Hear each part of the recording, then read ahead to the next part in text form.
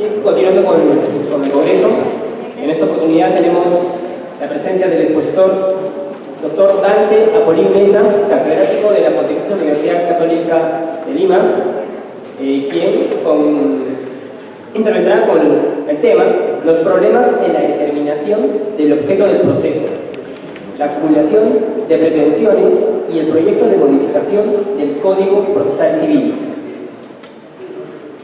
Algo referente al doctor. El doctor es docente de Derecho Procesal en la Pontificia Universidad Católica Perú y en la Universidad Nacional Mayor de San Marcos. Asimismo es vicepresidente de la Comisión de Reforma del Código Procesal Civil. Recibamos con un fuerte voto de aplausos.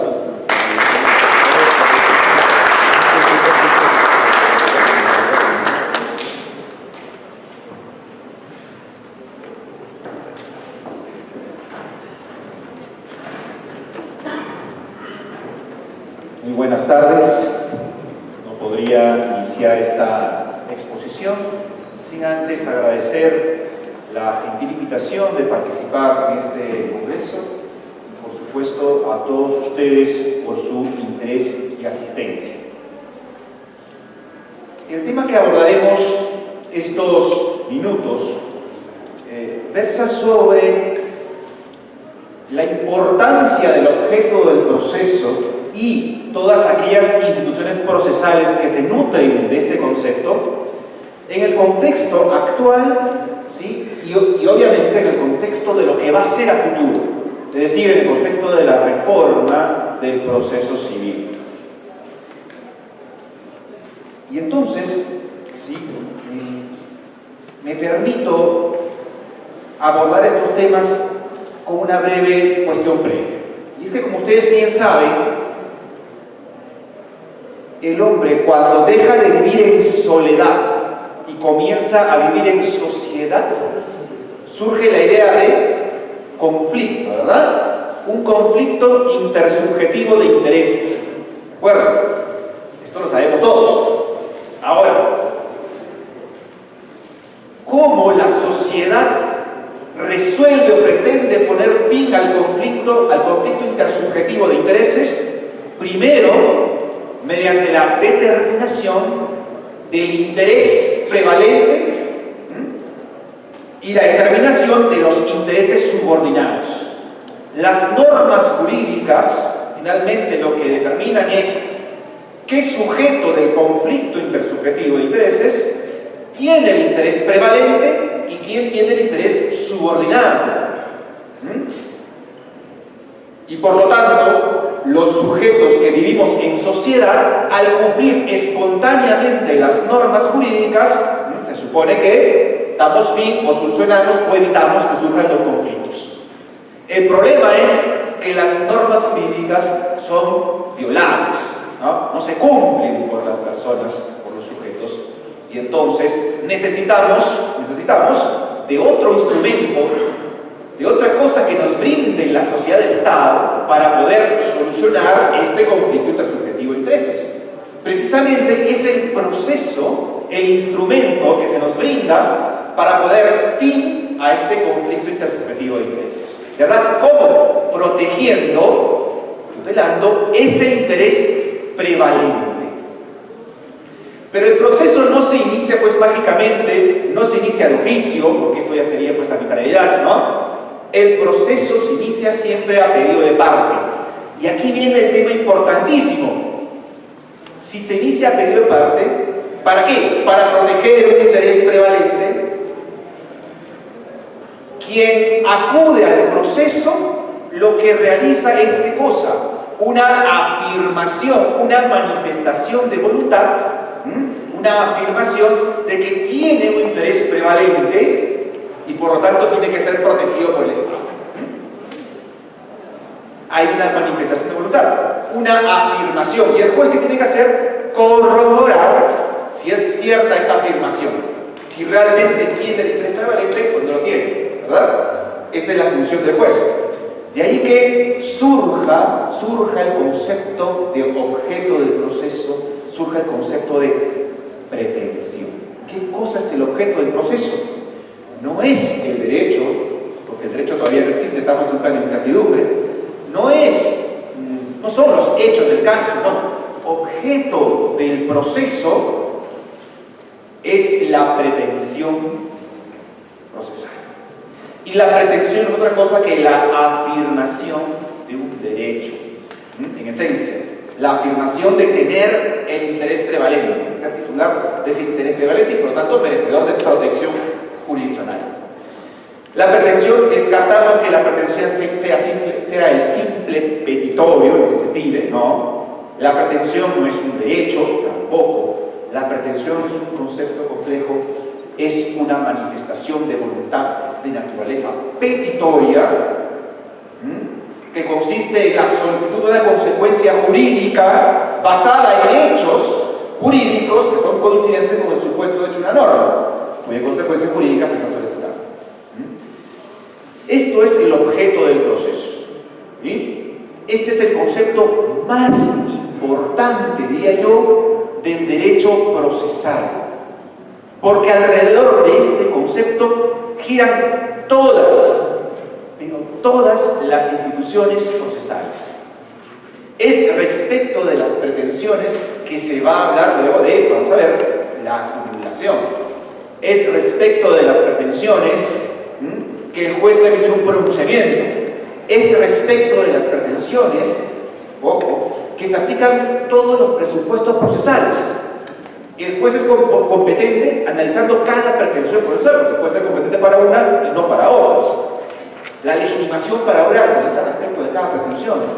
El interés para obrar se analiza respecto de cada pretensión. La capacidad como presupuesto procesal se analiza respecto de cada pretensión. Yo formulo excepciones respecto de cada pretensión. Formulo recursos, medios impugnatorios, apelación, nulidad, respecto de cada pretensión procesal. Todo gira respecto de cada pretensión. Yo puedo transar o considerar pretensiones y otras no. La importancia de la pretensión es mayúscula hoy en día. ¿Y qué cosa es pretensión? Tenemos que tenerlo absolutamente claro. ¿Sí? Yo he mencionado, esbozado un concepto de pretensión que es el objeto del proceso judicial, del proceso en general,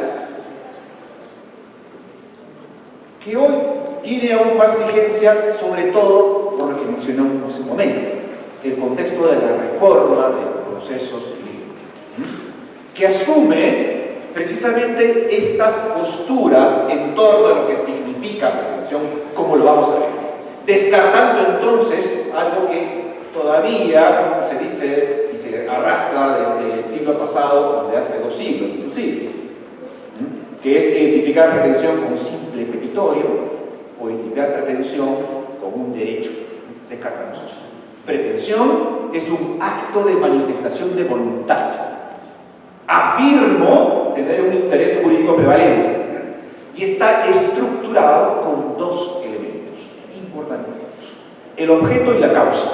El objeto, que ese sí va a ser mi petitorio, solamente petitorio, y una causa de pedido, causa petente, petitum, causa petente. El petitorio no es otra cosa que una consecuencia jurídica establecida en el ordenamiento.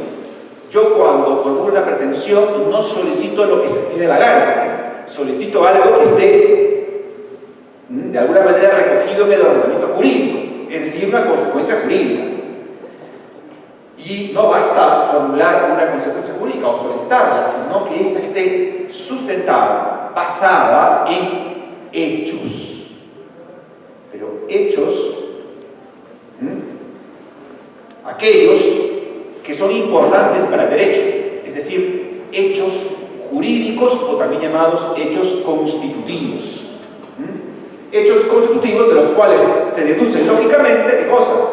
La consecuencia jurídica solicitada. Solo por un ejemplo y para no dar tanta vuelta al asunto. En una pretensión de divorcio, por ejemplo, el petitorio, la pretensión está conformada por 2 elementos. El petitorio de esta pretensión será una consecuencia jurídica. ¿Cuál? La disolución del vínculo matrimonial. Esta es una consecuencia jurídica establecida en el ordenamiento jurídico. ¿En virtud a qué solicito esto? En virtud de un hecho jurídico. ¿Cuál? Por ejemplo, el adulterio. El adulterio es un hecho que requiere de explicación, por supuesto, pero es un hecho jurídico. afirmo el hecho jurídico y por lo tanto puedo solicitar la consecuencia jurídica. Hecho más consecuencia jurídica solicitada, esto es pretensión procesal, esto es el objeto del proceso. ¿De acuerdo? Puede la causa petente estar formada por no solo uno, sino por varios hechos. Por ejemplo, una simple pretensión de alimentos. ¿Qué es lo que pido? Lo que pido es una consecuencia jurídica. ¿Cuál? El otorgamiento de una pensión alimenticia. ¿En virtud a qué? ¿Qué hechos deben estar corroborados para luego poder deducir lógicamente la consecuencia jurídica? Pues, en este caso en particular, de una pretensión de alimentos, una relación paterno-filial, las posibilidades del obligado y las necesidades del rentista. Son también hechos jurídicos de los cuales conjuntamente se puede deducir la consecuencia jurídica solicitada. Un ejemplo más. Una pretensión de indemnización por responsabilidad civil contractual. Mi pretensión, ¿sí? Igual, está conformada por causa petente y petitorio. La consecuencia jurídica, ¿cuál será? La indemnización, la reparación del daño en especie, no en dinero. En este caso, si lo que pido es eso. ¿En virtud a qué? ¿Qué hechos jurídicos son los que permiten deducir lógicamente esta consecuencia jurídica? Una serie de hechos también jurídicos. El daño es un hecho jurídico. Pero no basta alegar daño, ¿no? Ni probar el daño. Tengo que alegar daño, una relación de causalidad particular y un factor de atribución que puede ser el de la culpa según el supuesto del régimen de responsabilidad civil en que nos encontremos. Estos hechos constitutivos son los que forman la causa de pedir, de la cual se puede deducir lógicamente la consecuencia jurídica solicitada. Esto es pretensión, esto es objeto del proceso. Solo comprendiendo así a la pretensión procesal, vamos solo así luego poder comprender, por ejemplo, cuando dos pretensiones son conexas. ¿Conexas a efectos de qué? A efectos de la acumulación de pretensiones, a efectos de la acumulación de procesos, a efectos de comprender el disconsorcio facultativo, a efectos de luego comprender cuándo procede una apelación respecto de una pretensión o de un aspecto de la pretensión y no respecto de otra, cuándo la impugnación de una pretensión puede extender su eficacia respecto a una pretensión apelada que puede ocurrir.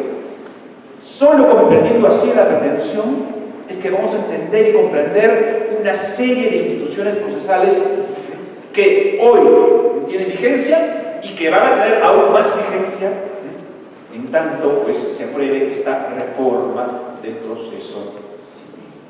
Y entonces, a efecto de determinar la importancia de este concepto de retención, es precisamente que vamos a abordar cómo está regulado, por ejemplo, la acumulación, a efectos de la acumulación. Que sabemos lo que se acumulan realmente son pretensiones, ¿verdad? Eso es lo único que se acumula. Hoy, nuestro Código Procesal Civil tiene una muy particular concepción en torno al fenómeno de la acumulación. ¿Sí? ¿Qué dice nuestro Código Procesal Civil hoy? Pues para él, la acumulación es un gran género y tiene tres especies. Una acumulación objetiva, otra subjetiva y otra subjetiva de pretensiones. Un género y tres especies, más o menos algo así, si se puede apreciar. La acumulación procesal como el género y tres grandes especies, así lo dice, ¿no? Nuestro actual Código Procesal Civil, siguiendo cierta doctrina española, muy precisa, es más, que tiene el mismo esquema.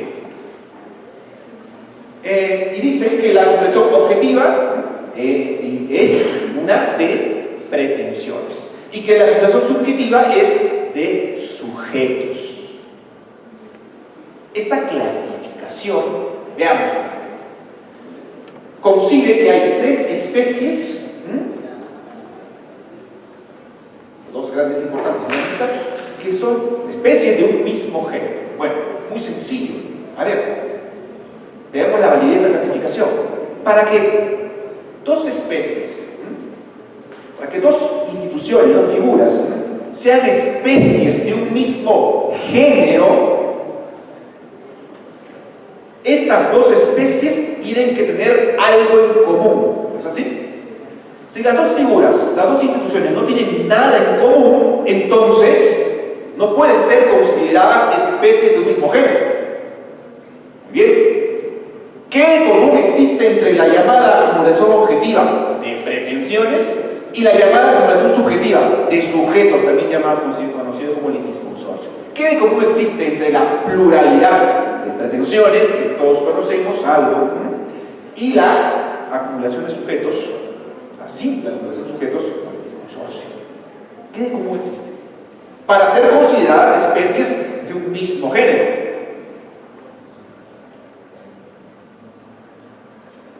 Salvo la pluralidad en sí misma, salvo el nombre de acumulación que se le pone antes, pues nada más. Pero justifica la pluralidad que sean consideradas ambas instituciones especies de un mismo género.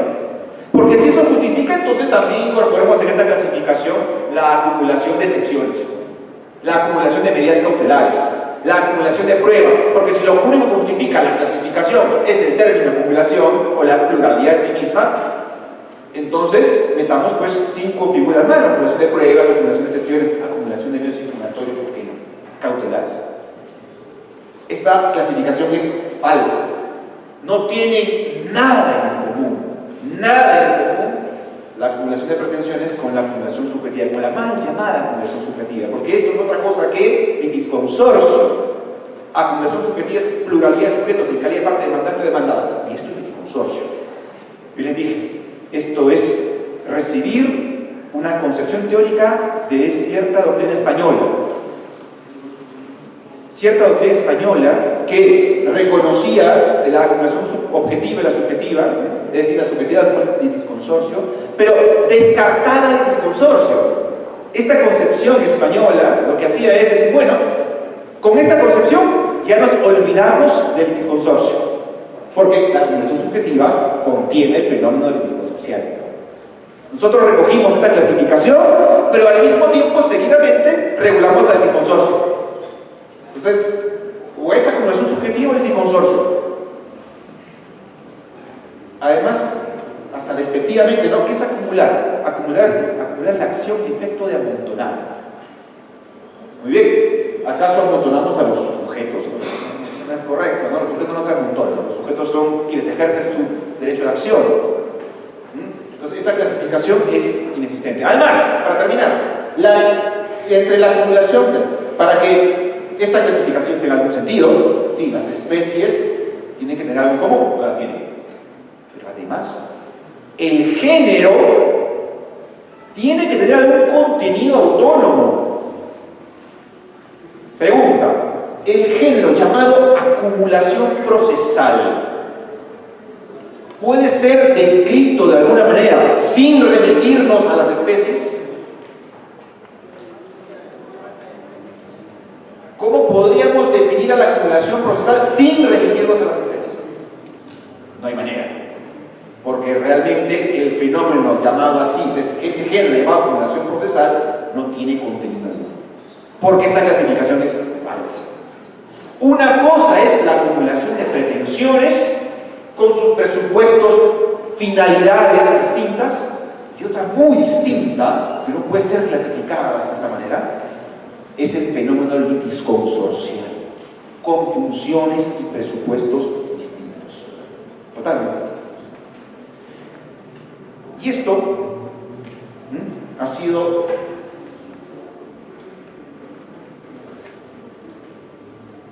recogido, ¿sí?, de alguna manera en la propuesta de modificación del Código Procesal Civil. ¿De acuerdo? En negro la versión original, en azul la propuesta de modificación, que esto pues ya está aprobado hace un buen tiempo, está en el Ministerio de Justicia, y esto pues dará la luz, creo yo, con esperanza y con la fe, dará la luz muy pronto. La acumulación queda claro, fíjense, cómo esta concepción ha sido luego recogida en el proyecto de modificación. La acumulación es otra cosa, ya no es subjetiva ni objetiva, no, eso ya no existe, se descarta. La acumulación es una sola. La única acumulación que existe es de pretensiones. Y decir que es de pretensiones es tautológico, porque no hay otra acumulación que no sea de pretensiones. Entonces, la acumulación se presenta cuando en un proceso se formule más de una pretensión. ¿De acuerdo? Se acabó. Si en un proceso hay más de una pretensión, se presenta el fenómeno de la acumulación de pretensiones. Ya no es que hay más de un sujeto, se descarta absolutamente esto. El fenómeno de la acumulación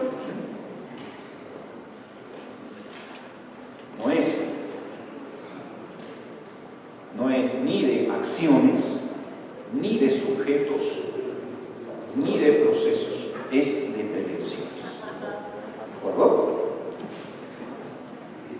Y aquí cobra importancia la definición de pretensión de la cual hablamos.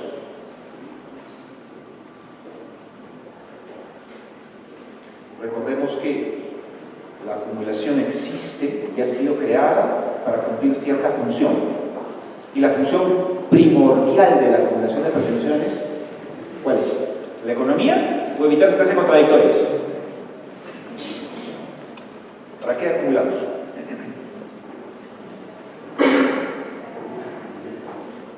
La respuesta es fácil. Si entran en contradicción ambas funciones, ¿cuál preferimos? ¿Qué preferimos? ¿Un proceso célebre, expeditivo, rápido, pero con sentencias contradictorias? O quizá, pues, procesos donde no existan sentencias contradictorias, pero que pues, no sean tan rápidos. Yo creo que vamos a optar por esto, ¿verdad? Procesos en donde no se evitan sentencias contradictorias. Por lo tanto, la finalidad primordial de la acumulación de pretensiones es evitar la contradicción de sentencias. ¿Sí? Muy bien. Si esto es así, hay un problema con nuestra actual regulación en materia de acumulación de pretensiones, con los requisitos o presupuestos. Hoy, digamos, de manera explícita, se exige para la acumulación, si bien la doctrina de las 7 partidas, casi derecho romano, sin duda derecho medieval, y usted va a encontrar esto en las 7 partidas, en la novísima recopilación de leyes de España, en la curia filípica, ¿no? En los comentarios de los prácticos españoles, va a encontrar esto, de manera idéntica, hasta hoy. ¿Qué cosa? Que para acumular pretensiones, las pretensiones no sean contrarias entre sí.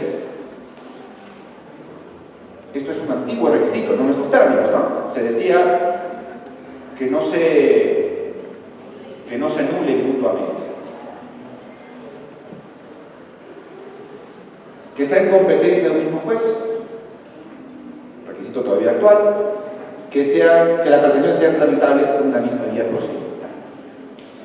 Hace algunos años se modificó el Código Procesal Civil, hace pocos años, porque estos presupuestos no tenían ninguna lógica, eran requisitos medievales, sin lógica alguna, no permitían el cumplimiento de la función de la acumulación. Y hemos dicho, la función de la acumulación es evitar la contradicción de sentencias. Estos requisitos no permitían eso porque impedían la acumulación, hacía que la acumulación no se presente en una gran cantidad de casos, y entonces se regularon excepciones.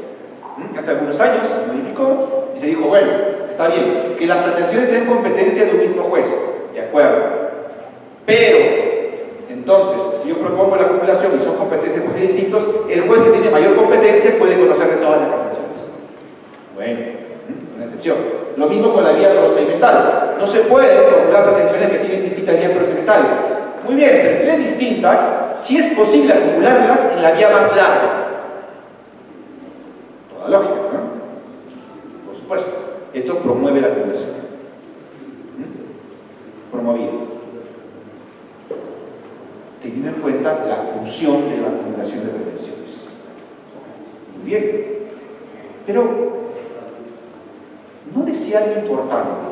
Es que nuestro código actual asume esta clasificación de acumulación objetiva, subjetiva de pretensiones, originaria, sucesiva por inserción, por reunión, que lo que hace es más confundir que aclarar una institución que es bastante sencilla, la acumulación de pretensiones.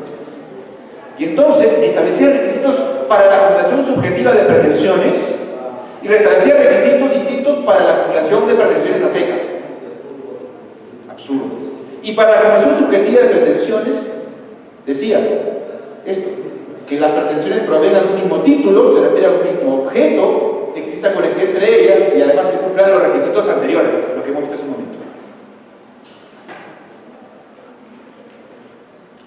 Sí, este es el peor artículo de todo el Perú, sí, por no decir, por ir más allá, porque desconoce derecho procesal, desconoce lenguaje, desconoce todo, porque ¿cómo es que las pretensiones provengan del mismo título? Ya, misma causa petente, título sinónimo de causa petente, muy bien, coma, o sea, y se refiere al mismo objeto, mismo petitorio, mismo objeto que hemos visto, y al mismo tiempo que esté conexionado.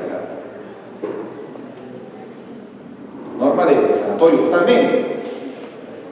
Porque si me piden misma causa y mismo objeto, me están diciendo que la pretensión tiene que ser la misma, tiene que ser idéntica, pues, ¿no?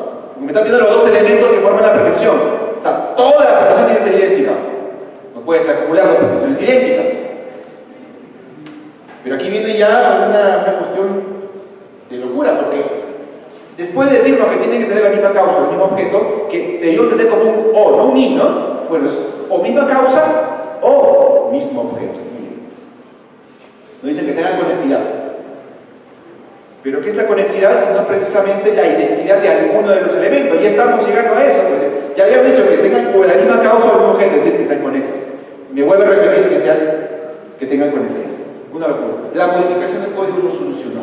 No lo solucionó. Básicamente puso un o en vez de la coma.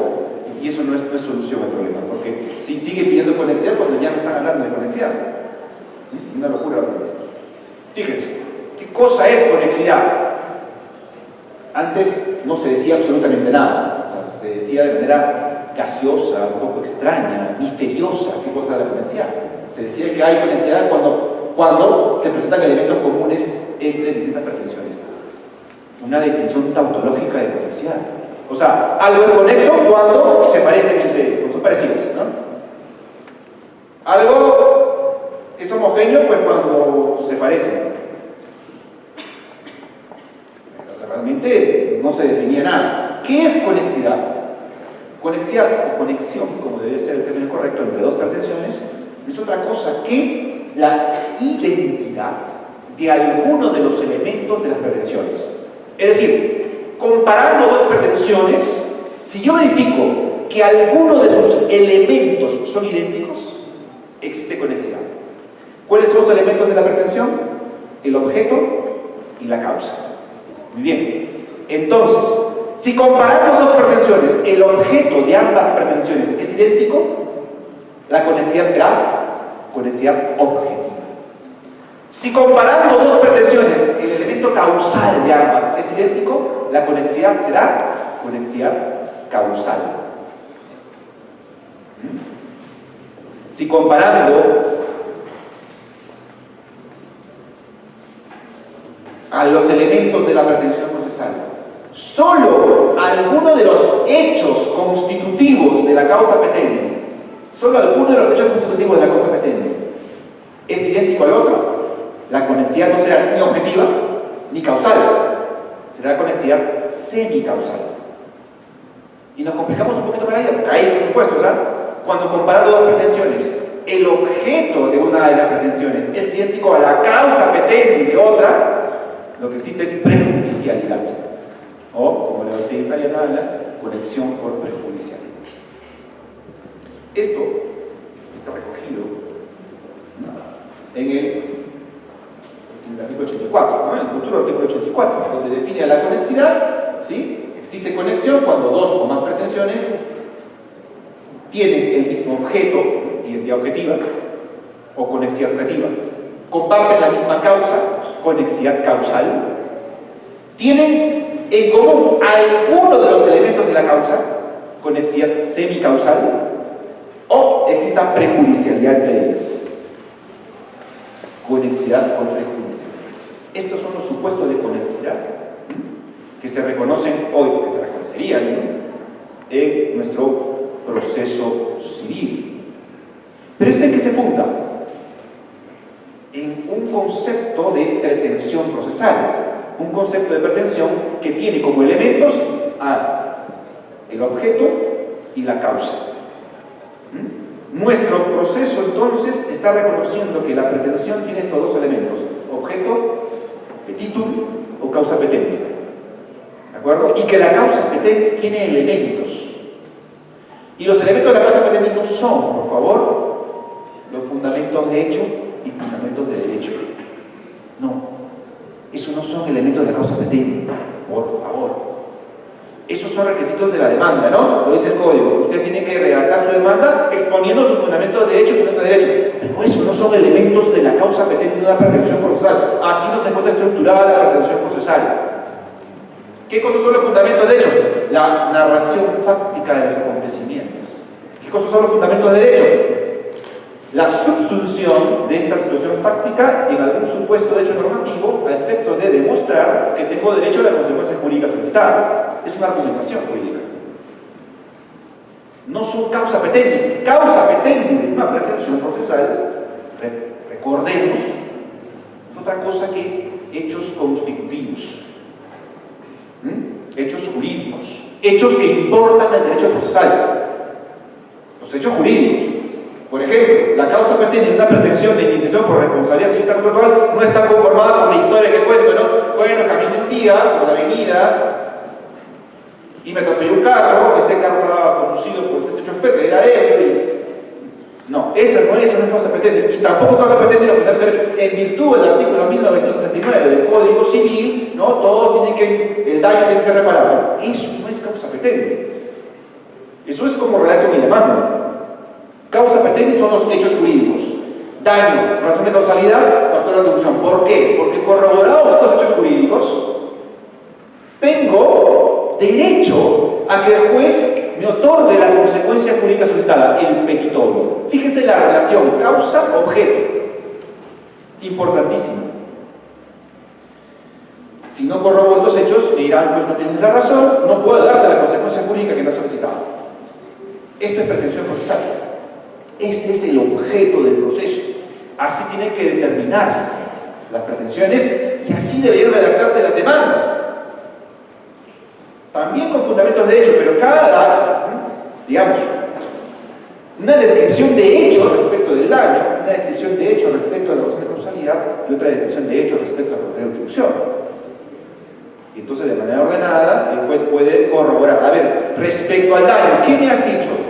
Muy bien. Pero si yo hablo en mi demanda del daño en el fundamento número 1 y luego el fundamento número 100 y en medio hablo del factor de atribución y luego entre los dos extremos, por razón de causalidad, pues no entiendo nada. Deberíamos ser un poco más ordenados, teniendo en cuenta que la pretensión procesal tiene hechos que lo configuran y por lo tanto en ese orden deberíamos también preparar nuestras demandas para facilitar la tarea de los juzgadores. ¿De acuerdo? Entonces, la conexidad hoy es de 4 tipos.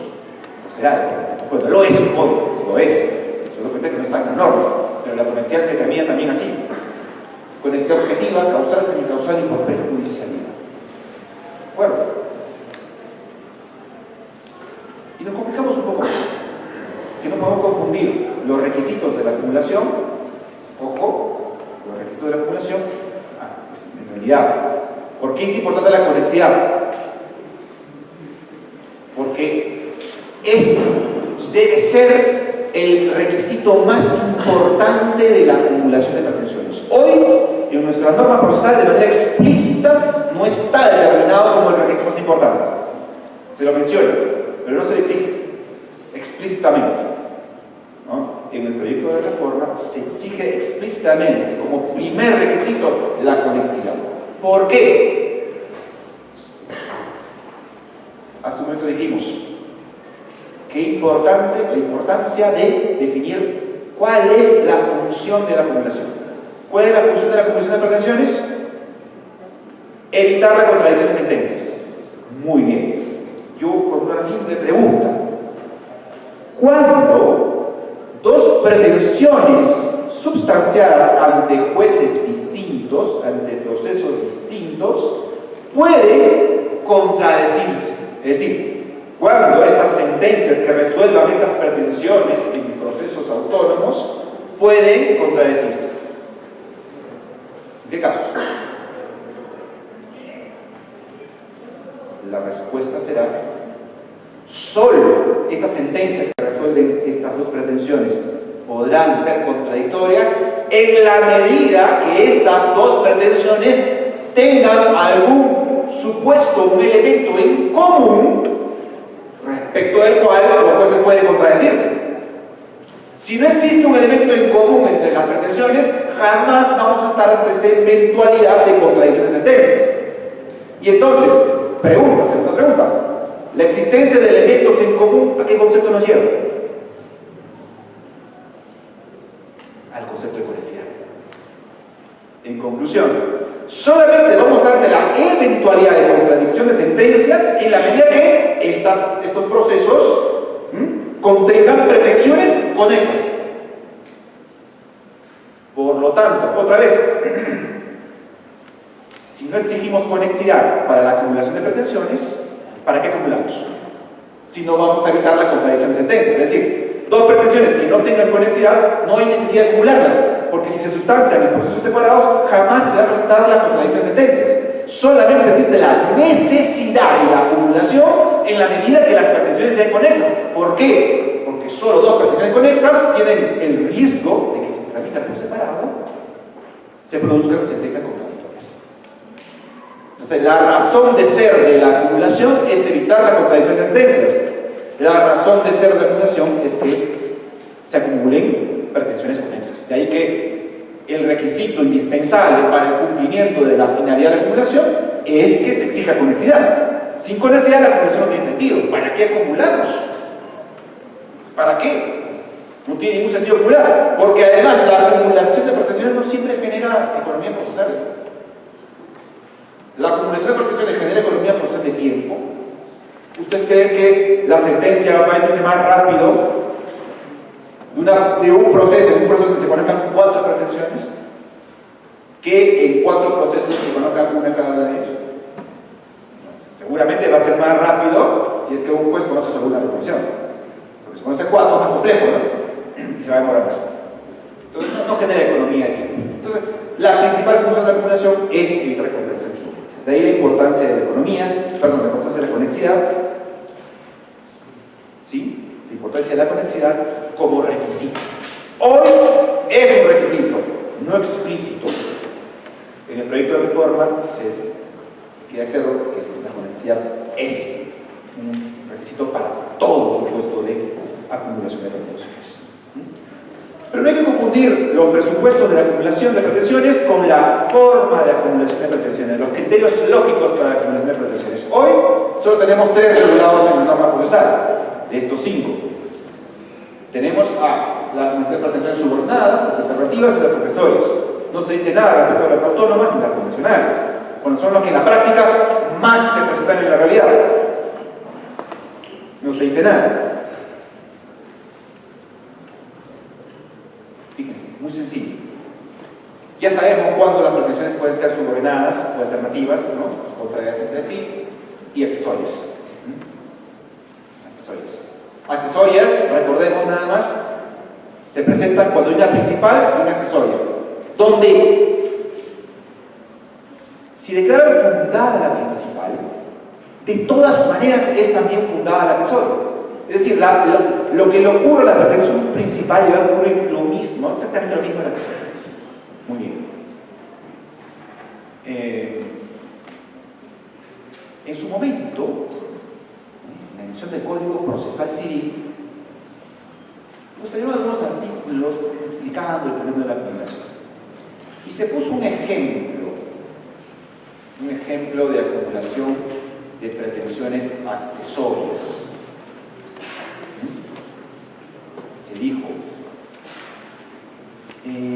pretensión principal, resolución de contrato.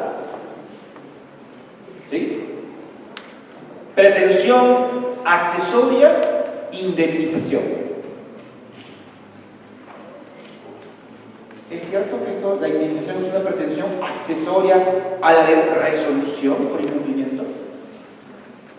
Pregunto, si declaro fundada la pretensión de resolución por incumplimiento, ¿de todas maneras es fundada la pretensión de indemnización? ¿Te van a dar la indemnización? O sea, ya, me incumplieron pues un contrato, sí, claro, incumplimiento, demandé la resolución por incumplimiento y pido de indemnización $1.000.000. Fundada la pretensión de resolución de contrato por incumplimiento, está claro el incumplimiento. ¿De todas maneras te van a dar el $1.000.000? No, y no me lo van a dar, ¿por qué? Porque tienen causas petendi distintas, hechos jurídicos distintos. La resolución tiene como hecho jurídico, como causa petendi, ¿qué cosa? Uno, el incumplimiento, nada más. En cambio, la indemnización por responsabilidad civil contractual tiene algo más. Tengo que probar el incumplimiento, claro, de inejecución de obligaciones, sí, coincide, hay conexidad. Pero algo más tengo que probar para que me den una indemnización, ¿qué cosa? El daño, ¿no? El daño es obvio. Y como no pruebo el daño, no me dan la indemnización. Entonces por ahí salió otro artículo, años después, diciendo, es que en realidad ese no es un caso de acumulación de pretensiones accesorias. Ese es un ejemplo, ¿sí?, de acumulación de pretensiones autónomas. ¿Por qué? Porque si declaro fundada la pretensión de resolución de contrato, esta principal, no necesariamente es fundada la indemnización, puede ser infundada, ¿no? Puede ser infundada claramente, si no pruebo los daños es infundada. Tengo una pretensión principal de la resolución fundada con una indemnización infundada. Muy bien. Dijeron que es autónomo.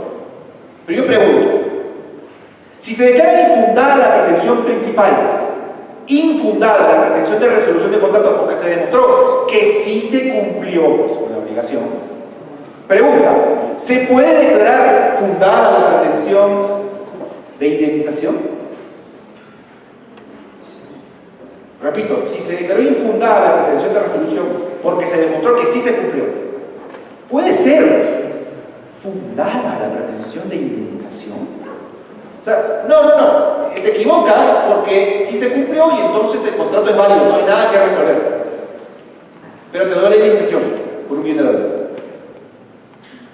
Es loco, ¿verdad? No se puede, pues. No se puede.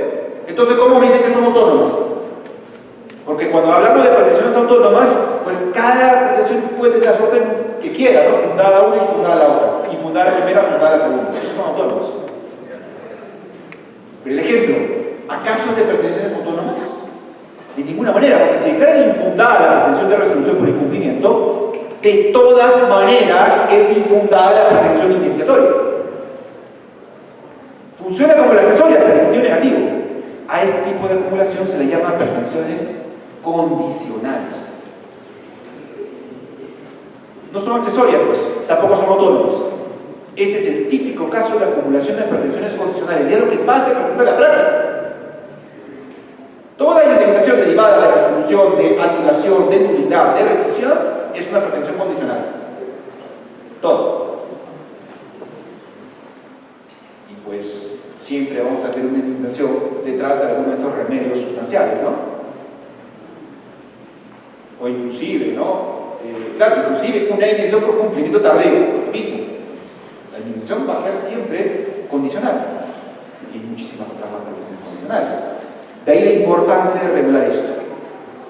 Hoy en día, ojo, la norma no excluye las condicionales. Yo las formulo, mis pretensiones como condicionales. La norma no lo define, pero la norma no establece unos supuestos taxativos, ¿no? Por lo tanto, no es que no existan hoy día las pretensiones condicionales. Cierto es que en el proyecto de reforma se pone de manera explícita la existencia de este tipo de pretensiones condicionales. Solo para graficar esta situación, fíjense, es condicional, ¿sí?, cuando el amparo de una de las pretensiones dependa de que se ampare la principal, sin que este hecho sea razón suficiente para amparar la planteada como condicional. Es decir, es sencillo. Cuando tengo acumulación de pretensiones condicionales, si declaro fundada la principal, puede ser o fundada la condicional o también infundada, depende de la prueba de los hechos constitutivos. Pero se declaró infundada la pretensión principal, de todas maneras es infundada la pretensión condicional.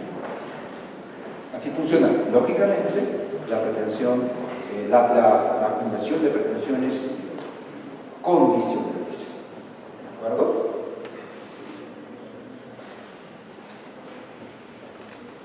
Con relación a las pretensiones de la acumulación, hay otra institución adicional que es muy importante comentar: la llamada acumulación de procesos. Acumulación de procesos. ¿Los procesos realmente se acumulan? Formula la pregunta. ¿O lo que se acumulan son las pretensiones? O de repente ni siquiera se acumulan las pretensiones, simplemente es un traslado de la competencia por conexidad. ¿Qué es lo que se acumula realmente? ¿Existe realmente el fenómeno procesal de la acumulación de pretensiones, de procesos, perdón? Porque ya hemos hablado, ¿no? La única acumulación que existe, dijimos, es la de pretensiones. Pero se habla de acumulación de procesos. Y fundamentalmente, otra vez, en España, en materia de acumulación hemos copiado y pegado. Estoy exagerando, pero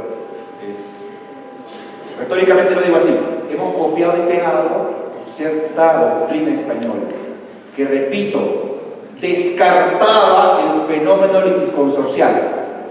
Nosotros hemos asumido la acumulación subjetiva y al mismo tiempo hemos regulado el consorcio. Pero además, esta concepción teórica, esto es muy importante. Fíjense, ellos asumían una concepción pluralista del proceso. Nosotros asumimos en toda Sudamérica, en casi toda Sudamérica, una concepción monista del proceso. ¿Qué significa eso? Concepción pluralista del proceso significa que existe o puede existir un único procedimiento dentro del cual puede contenerse varios procesos. ¿Por qué? Porque un único procedimiento, iniciado por ejemplo al presentar una demanda, esta demanda puede contener varias pretensiones, 4 pretensiones, por ejemplo. Para la concepción pluralista del proceso, existen tantos procesos en este procedimiento como pretensiones haya formulado. Entonces, si en esta demanda yo he presentado 4 pretensiones, para la concepción pluralista del proceso existen 4 procesos en un solo procedimiento. Nosotros apreciamos las cosas de manera distinta. Asumimos una concepción monista del proceso, ¿no? El proceso es uno solo, dentro del cual puede existir varias pretensiones, pero el proceso es uno solo. El proceso es uno solo, dentro del cual pueden haber varios procedimientos inclusive, pero el proceso es uno, concepción monista del proceso. Yo presento mi demanda con 4 pretensiones, tengo un proceso con 4 pretensiones. No tengo un procedimiento con 4 procesos, no. Asumiendo una concepción pluralista del proceso, Montero de Oca dijo: bueno, si tengo 2 procesos iniciados en forma separada, ¿no?, ante jueces distintos, y luego pido que estos 2 procesos sean conocidos por un mismo juez, lo que ocurre, ¿qué cosa es? Una acumulación de procesos, desde la concepción pluralista. Porque al acumular pretensiones en un mismo juez, lo que estoy acumulando son procesos también. Y tiene sentido, pues, ¿no? Tenía 2 procesos por separado, los junto, los amontono, y ahora tengo 2 en un solo procedimiento. 2 procesos en un procedimiento. Concepción pluralista del proceso. Nosotros copiamos ese concepto en nuestro proceso civil, en el Código Procesal Civil. Pero nosotros hacemos una concepción monista del proceso. ¿Realmente acumulamos procesos? ¿Realmente una vez que se reúnen tenemos 2 procesos en un solo procedimiento? No, tenemos siempre un solo proceso. Lo que se acumulan son las pretensiones. Tenemos uno. Un proceso concluye, las pretensiones pasan a ser competencia del juez que ha prevenido, y un proceso queda, donde antes salió una pretensión, ahora hay 2 pretensiones. Pero es un solo proceso, concepción monista. Por lo tanto, no es posible ni correcto teóricamente afirmar que tenemos realmente una acumulación de procesos, porque no se acumulan procesos, se acumulan pretensiones. punto de vista de la concepción pluralista, esto tiene sentido. Desde la concepción monista del proceso, esto no tiene sentido. Pero nosotros pues copiamos y pegamos, ¿no? Copiamos y pegamos, y entonces asumimos concepción monista, pero en ciertas partes parece que asumimos la concepción pluralista del proceso. Terrible. En estricto, la acumulación de procesos no es otra cosa que competencia por conexidad. Traslada la competencia por conexidad. Dada la conexidad de las pretensiones, un juez pierde competencia para conocer lo que conocía y todo lo que estaba conociendo se lo pasa al juez que ha prevenido. Así de sencillo. Y el juez que ha prevenido ahora conocerá, ¿no? Se amplía el ámbito de su competencia porque ahora conoce lo que otro juez conocía. Esto, en doctrina se conoce como traslado de la competencia por conexidad o competencia por conexidad, que también se está regulando en el proyecto de reforma del Código Procesal Civil. Pues hay un sinnúmero de instituciones adicionales del proyecto, y actualmente también, que se nutren, que se ven influenciados de esta concepción de objeto de proceso, de esta concepción de pretensión procesal. ¿De acuerdo? Por supuesto que por el tiempo no vamos a poder abordar pues, cada una de estas instituciones o figuras, pero solo como ejemplo, el fenómeno de la ampliación o modificación de la demanda se ve influenciado drásticamente por esta concepción de pretensión procesal. Ampliación y modificación. ¿Cuándo entiendo ampliada? ¿Cuándo entiendo modificada la demanda? Pues tengo que comprender bien cómo se encuentra estructurada una pretensión procesal. Segundo, la litispendencia, la excepción de litispendencia. En tanto que tiene como presupuesto la determinación de procesos idénticos o de pretensiones idénticas, mejor. Pues ¿cuándo son idénticas las pretensiones? Depende del concepto de pretensión que asumamos. La excepción de cosa juzgada se nutre necesariamente de este concepto de pretensión. Otra vez, por el requisito de que tiene que haberse resuelto pretensiones idénticas. Si no son idénticas, entonces no hay cosa juzgada. Lo mismo ocurrirá con la excepción de conciliación de transacción o el desistimiento de la pretensión. Pues ¿de qué pretensión me estoy desistiendo? ¿Me puedo decir del proceso respecto a alguna pretensión? También. Todos estos conceptos se ven influenciados drásticamente a partir del concepto que asumamos de pretensión procesal, que debería ser uniforme. En todo caso, el proyecto de reforma del Código Procesal está ya asumiendo un concepto, ¿sí?, de pretensión procesal, como hemos visto, a partir de la definición de otros conceptos como la conexidad de pretensiones. Pues por tanto, se me acabó el tiempo, me parece, no perdamos el rumbo, ¿sí?, de aquellos conceptos trascendentales en materia procesal. Uno de ellos, y el más importante, la pretensión, el objeto del proceso. ¿Sí?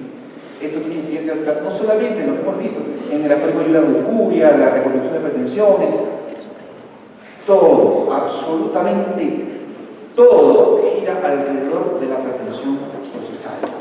La prueba, la actividad probatoria gira alrededor de la pretensión procesal. Las medidas cautelares, pregunta, ¿a qué son instrumentales? A una pretensión procesal propia.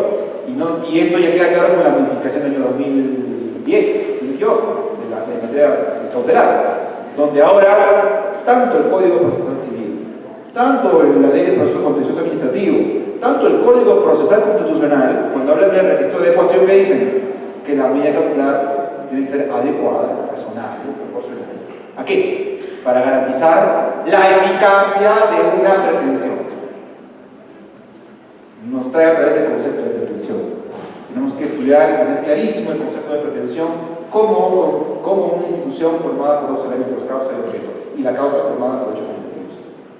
Porque solo así podemos comprender entonces el resto de adecuación, y nadie que entre cautelar adecuadamente, ¿no?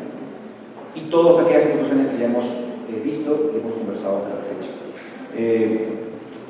Esperemos entonces que el proyecto de reforma del Código Procesal Civil salga a la luz muy pronto, ¿sí?, más para bien, por supuesto, y entonces estaremos seguramente nuevamente conversando y con gusto reiterando esto. Muchas gracias.